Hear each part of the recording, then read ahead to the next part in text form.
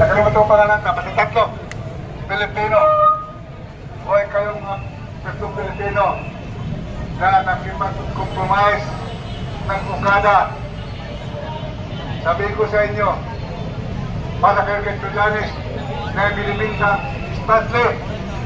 Kaya mayroong mga Chinese na nagmamayari dahil pinapili pala ng Pinoy at Tullanes yung Stanley.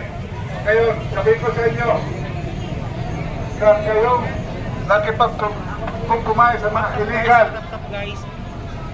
Sa mga illegal, sabihin ko sa inyo, ang inyong mga kaluluwa, ipinagpili na ninyo kay Satanas, kay Kristo, nilang lahat ng mga bagay ng mga sukap sa kalamanan, mga gustong yumaman, maging katulad ng matinatawag namin na